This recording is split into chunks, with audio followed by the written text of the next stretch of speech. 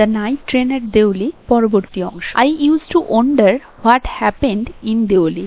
আমি অবাক হতাম এটা ভেবে। আই ইউজ টু ওয়ান্ডার মানে হচ্ছে অবাক হওয়া। আমি অবাক হতাম হোয়াট হ্যাপেন্ড ইন দেউলি, তার মানে এখানে ন্যারেটর বলতে চেয়েছেন আমি অবাক হতাম এটা ভেবে যে দেউলিতে কি ঘটেছিল। বিহাইন্ড দ্য স্টেশন ওয়ালস, এই স্টেশনের দেওয়ালগুলোর পেছনে, মানে দেউলিতে যে কেউ নামতো না, কেউ উঠতো না, কি এমন ঘটেছিল দেউলি স্টেশনের এই দেওয়ালগুলোর পেছনে, সেটা ভেবে আমি অবাক হতাম। আই অলওয়েজ ফেল সরি, আমি সর্বদাই অনুভব করতাম সরি, দুঃখিত, for that lonely little platform, ওই ছোট্ট নির্জন প্ল্যাটফর্মটির জন্য যেটাতে কেউ ওঠানামা করতো না। অ্যান্ড ফর দ্য প্লেস, এবং ওই জায়গাটার জন্য, that nobody wanted to visit, যেটাতে কেউই ভিজিট করতে চাইতো না। আই ডিসাইডেড, আমি সিদ্ধান্ত নিলাম, দ্যাট ওয়ান ডে, যে একদিন, I would get off the train at Deoli, আমি একদিন দেউলিতে আমি ট্রেন থেকে নামব। অ্যান্ড স্পেন্ড দ্য ডে, এবং দিনটা কাটাবো দেয়ার, ওখানে, just to please the town, শুধুমাত্র ওই শহরটিকে খুশি করার জন্যে বা আনন্দ দেওয়ার জন্য। তাহলে ন্যারেটর এখানে বলছেন আমি সিদ্ধান্ত নিলাম যে একদিন আমি ওই স্টেশনটিতে নামবো এবং সারাটা দিন ওখানে কাটাবো শুধুমাত্র ওই শহরটিকে খুশি করার জন্য। I was 18, আমি ছিলাম তখন 18 বছর বয়সে। ভিজিটিং মাই গ্র্যান্ডমাদার, আমি আমার গ্র্যান্ডমাদারের কাছে যাচ্ছিলাম। And the night train stopped at Deoli, এবং রাত্রিবেলায় ওই দেউলি স্টেশনে ট্রেনটা থামলো বা দাঁড়ালো। A girl came down the platform, একটা মেয়ে ওই প্ল্যাটফর্মে এলো। সেলিং বাস্কেটস, মানে ওই প্ল্যাটফর্মে একটা মেয়েকে দেখা গেল যে কিনা সেলিং বাস্কেট, ঝুড়ি বিক্রি করছিল। ইট ওয়াজ আ কোল্ড মর্নিং, এটা ছিল একটা শীতের সকাল। And the girl had a shawl, এবং ওই মেয়েটার একটা শাল ছিল, থ্রোন অ্যাক্রস হার শোল্ডার, যেটা তার কাঁধের ওপরে রাখা ছিল বা ফেলা ছিল। হার ফিট, তার পদদ্বয়, ওয়্যার বেয়ার, ছিল নগ্ন, মানে পায়ে কোনো জুতো পরা ছিল না। অ্যান্ড হার ক্লোথস, এবং তার জামা কাপড়গুলি ছিল, ওয়্যার ওল্ড, পুরনো, মানে নতুন জামা কাপড় নয়, পুরনো। But she was a young girl, কিন্তু সে ছিল একটা যুবতী মেয়ে। ওয়াকিং গ্রেসফুল্লি অ্যান্ড উইথ ডিগনিটি, যে কিনা খুব সুন্দরভাবে হাঁটছিল এবং মর্যাদার সহিত হাঁটছিল। তাহলে সেই মেয়েটির পায়ে কোনো জুতো পরা ছিল না, তার জামা কাপড় ছিল পুরনো, কিন্তু সেই মেয়েটি ছিল ইয়াং এবং যুবতী, এবং সে খুব সুন্দরভাবে মর্যাদার সহিত হাঁটছিল।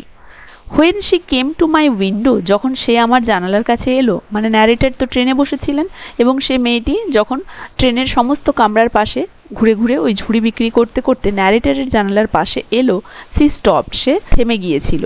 শি স দ্যাট, সে দেখেছিল যে, I was looking at her, আমি তার দিকে তাকিয়েছিলাম, ইনটেন্টলি, গভীরভাবে, মানে ন্যারেটর তার দিকে এক দৃষ্টিতে গভীরভাবে তাকিয়েছিল, সেটা সে লক্ষ্য করেছিল।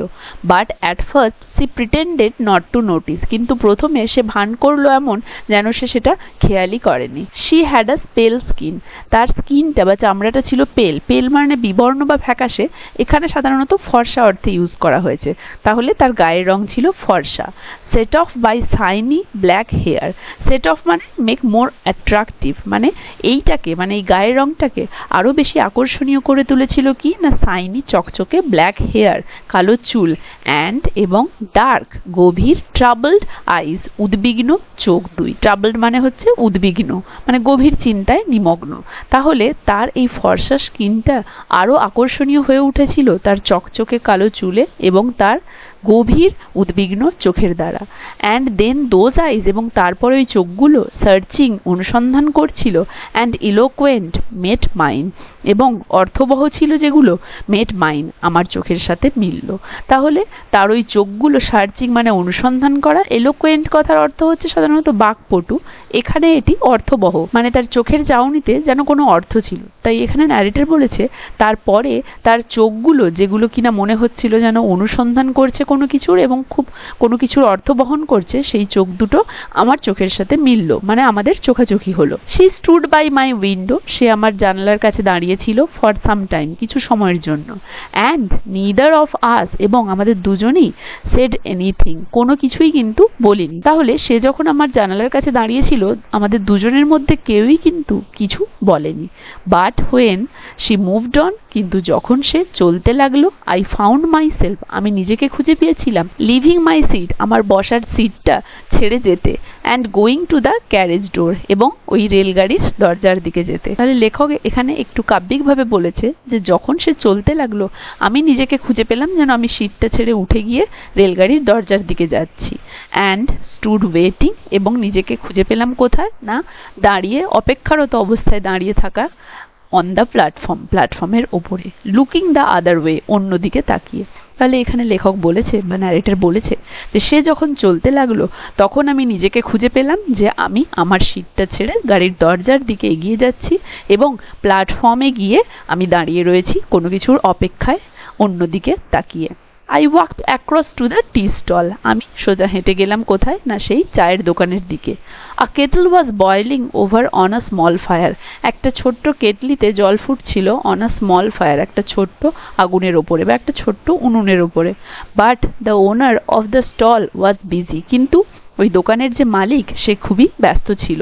Serving tea somewhere on the train, সে কোথাও সার্ভিং টি মানে চা পরিবেশন করছিল, সামহোয়ার কোথাও অন দ্য ট্রেন মানে ট্রেনের কোথাও গিয়ে সে চা পরিবেশন করছিল, তাতে সে বিজি ছিল। The girl followed me behind the stall, সেই মেয়েটিও কিন্তু আমাকে অনুসরণ করে করে সেই স্টলের পেছনে গিয়েছিল। Do you want to buy a basket, তুমি কি একটা ঝুড়ি কিনতে চাও, সি আস্কড, সে প্রশ্ন করলো। দে ওয়্যার ভেরি স্ট্রং, এগুলো কিন্তু খুবই মজবুত, দে বলতে এখানে বাস্কেটের কথা বলা হয়েছে। মেড অফ দ্য ফাইনেস্ট কেন, এগুলো কিন্তু একদম অতি উত্তম কেন, বেত দিয়ে তৈরি, মানে প্রচুর ভালো পরিমাণের বা ভালো গুণাবলীর বেত দিয়ে তৈরি। নো আই সেড, না আমি বললাম, I don't want a basket, আমার ঝুড়ি চাই না বা আমি ঝুড়ি কিনতে চাই না। We stood looking at each other for what seemed a very long time, আমরা একে অপরের দিকে তাকিয়েছিলাম for what seemed a very long time, যেটা কিনা মনে হয়েছিল একটা লম্বা সময় ধরে। অ্যান্ড শি সেইড, এবং সে বলল, are you sure you don't want a basket, তুমি নিশ্চিত তো যে তুমি কোনো ঝুড়ি কিনতে চাও না? All write give me one, ঠিক আছে একটা আমাকে দাও, আই সেড, আমি বললাম। And I took the one on top, এবং আমি ওপরের দিক থেকে একটা ঝুড়ি নিয়ে নিলাম। And gave her a rupee, এবং তাকে একটা টাকা দিয়ে দিলাম। Hardly daring to touch her fingers, hardly মানে প্রায় নায়ের সমান, ডেয়ারিং মানে সাহস করা, টু টাচ হার ফিঙ্গার, তার আঙুলগুলো টাচ করতে বা স্পর্শ করতে, মানে আমি এমনভাবে ওপরের দিক থেকে একটা ঝুড়ি নিয়ে নিলাম এবং আমি তার আঙুলগুলোকে টাচ করার প্রায় সাহসই করি। মানে এখানে ন্যারেটর বলেছেন যে আমি ওপরের দিক থেকে একটা ঝুড়ি নিয়ে নিলাম এবং সেই সময় আমি প্রায় তার হাতগুলোকে স্পর্শ করার সাহসই করিনি। আজ তাহলে এতদূর পর্যন্তই, কার কেমন লাগলো জানাবে, আশা করি সবাই বুঝতে পেরেছো। এতদূর পর্যন্ত কারো কোথাও অসুবিধা নেই। ভিডিওটা ভালো লাগলে একটা লাইক আর শেয়ার করবে, আর যারা যারা চ্যানেলটা সাবস্ক্রাইব করনি কাইন্ডলি আমার চ্যানেলটা সাবস্ক্রাইব করে দেবে। এর পরবর্তী অংশ থেকে পরের ভিডিওতে থাকছে।